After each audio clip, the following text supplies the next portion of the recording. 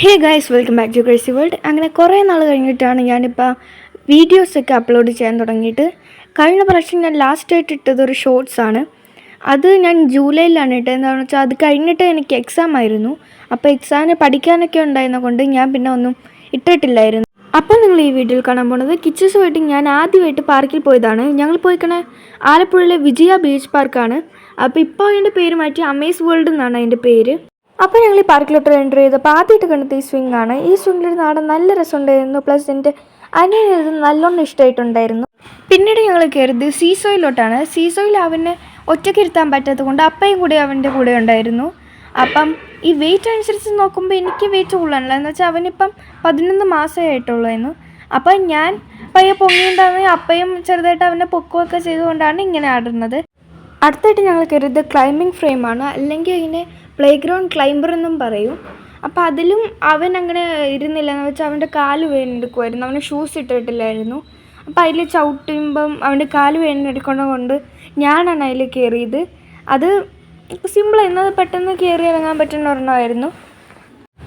ഇതിൻ്റെ പേര് duck shape spring rocker എന്നാണ്. അപ്പം ഞങ്ങൾ പിന്നീട് ഇതിലാണ് കയറിയത്. അപ്പോൾ ഇതിൽ ഞാനും അവൻ്റെ കൂടെ ഇരുന്നു. എന്ന് വെച്ചാൽ പുറകിൽ ഇത്തിരി സ്ഥലം ഉണ്ടായിരുന്നു. അപ്പോൾ അവനെ ഒറ്റയ്ക്ക് ഇരുത്താൻ പറ്റാത്തത് കൊണ്ട് ഞാനും അതിൽ ഇരുന്നിട്ടുണ്ടായിരുന്നു. ഇതിൻ്റെ പേര് 4-way സീസോ എന്നും മൾട്ടി സ്പ്രിംഗ് റൈഡർ എന്നുമാണ്.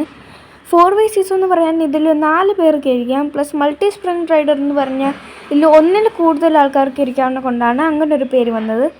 ഇതിൽ ഇപ്പം അപ്പ ചെയ്യണമെന്ന് വെച്ചാൽ അവരിങ്ങനെ കിടക്കുമല്ലേ, അപ്പോൾ അത് മറ്റേ ജസ്റ്റ് രസത്തിന് വേണ്ടി ഇങ്ങനെ അടിക്കണ കണക്ക് കാണിച്ചതാണ്. ഇതിൻ്റെ പേര് സ്വിങ് സെറ്റ് എന്നാണ്. എന്താണെന്ന് വെച്ചാൽ നമുക്ക് 2-3 ആൾക്കാർക്ക് ഇരിക്കാൻ പറ്റുന്ന ഒരു സ്വിങ്ങാണിത്. ഇത് ബാക്കിയുള്ള സ്വിങ് എങ്ങനെയാണെന്ന് വെച്ചാൽ നമുക്ക് ഒരു സീറ്റിൽ ഒരാൾക്ക് ഇരിക്കാൻ പറ്റുള്ളൂ. മറ്റേതിൻ്റെയൊക്കെ നമുക്ക് ഒരു സീറ്റിൽ 2-3 ആൾക്കാർക്ക് ഇരിക്കാൻ പറ്റുന്ന സൈസാണ്. ഇതിൻ്റെ വലുതുണ്ടായിരുന്നു. ഞാനും അനിയനും മാത്രം ഇരിക്കുന്നത് കൊണ്ടാണ് ഞങ്ങൾ ഇതിൽ കയറിയത്. നമ്മളിതിനെ സാധാ ഒരു സ്വിങ് എന്ന് വിളിക്കുമ്പോൾ ഇതിൻ്റെ ഒറിജിനൽ പേര് ബക്കറ്റ് സ്വിങ് എന്നാണ്. എന്ന് വെച്ചാൽ നമുക്ക് അതിരിക്കുമ്പോൾ അങ്ങനെ ബക്കറ്റ് മോഡിലാണ് നമ്മളിരിക്കുന്നത്. അപ്പോൾ ഇതിൽ കയറിയപ്പോൾ അനിയന് നല്ല ഇഷ്ടമുണ്ടായിരുന്നു. ഇപ്പം നിങ്ങൾക്ക് ഈ വീഡിയോയിൽ നോക്കുമ്പോൾ കാണാൻ പറ്റും, അത് നല്ലോണം ചിരിക്കുന്നുണ്ടായിരുന്നു. നല്ല ഇഷ്ടമായിട്ടുണ്ടായിരുന്നു. അതാണ് ഞങ്ങൾ ഇതിൽ കയറിയത്. അപ്പോൾ ഏറ്റവും അവസാനം ഇതിപ്പം ഞങ്ങൾ ആദ്യം കയറിയതാണ്. ഏറ്റവും അവസാനം ഞങ്ങൾ പിന്നെയും കയറിയായിരുന്നു. അപ്പോൾ ലാസ്റ്റ് അതിൽ ഇരുത്തിയിട്ടാണ് ഞങ്ങൾ പോകുന്നത്. ഇതിൻ്റെയും പേര് ക്ലൈമ്പിംഗ് ഫ്രെയിം തന്നെയാണ്. ഇതും ഞങ്ങൾ നേരത്തെ കയറിയ കണക്കത്തെ വേറൊരു മോഡലാണെന്നേ ഉള്ളൂ, വേറൊരു ഡിഫറൻസും ഇല്ല. എന്നാൽ ഇതിൻ്റെ ഹൈറ്റ് ഇത്തിരി കൂടുമെന്നുള്ളൂ. അങ്ങനെ വെച്ചാൽ നമ്മൾ മേലോട്ടാണ് കയറുന്നത്. മറ്റേതിന് വോബിൾ കണക്കാണ്, വേറൊരു മോഡലാണ്. എന്ന് വെച്ചാൽ നമ്മൾ താഴോട്ട് പോയി പിന്നെയും മേലോട്ട് കയറിയാണ്. ഇതിന് ഡയറക്റ്റ് മേലോട്ട് തന്നെയാണ് കയറുന്നത്. അതിൻ്റെ ഒരു ഡിഫറൻസ് മാത്രമേ ഉള്ളൂ. അടുത്തായിട്ട് ഞങ്ങൾ കയറിയത് pirate ship or viking ship എന്നുള്ള പേരിലുള്ള ഒരു റൈഡിലോട്ടാണ്. ആ റൈഡ് നമ്മൾ പള്ളി പെരുന്നാളിലൊക്കെ പോകുമ്പോൾ കണ്ടിട്ടുണ്ടാവും. അതെങ്ങനെയാണെന്ന് വെച്ചാൽ അത് നമ്മൾക്ക് ഇത്തിരിയുടെ ഹൈറ്റ് ഉണ്ട്, ഇതിൻ്റെ ഹൈറ്റ് കുറവാണെന്നേ ഉള്ളൂ. അത് അവരെങ്ങനെയാണെന്ന് വെച്ചാൽ അവിടെ ഒരു സ്റ്റിക്കുണ്ട്. ആ സ്റ്റിക്ക് അവർ തിരിക്കുന്നതനുസരിച്ചാണ് ഇത് പോകുന്നത്. അപ്പോൾ ഇതിൽ കയറുമ്പം മറ്റേതിനെ കാണാൻ അത്രയ്ക്ക് പേടിയൊന്നും ഇല്ലായിരുന്നു, സിമ്പിളായിരുന്നു ഇത്. ഞാൻ ആദ്യമായിട്ട് ഇതിൽ കയറിയത് അർത്തിങ്കൾ പള്ളി പെരുന്നാളിനാണ്.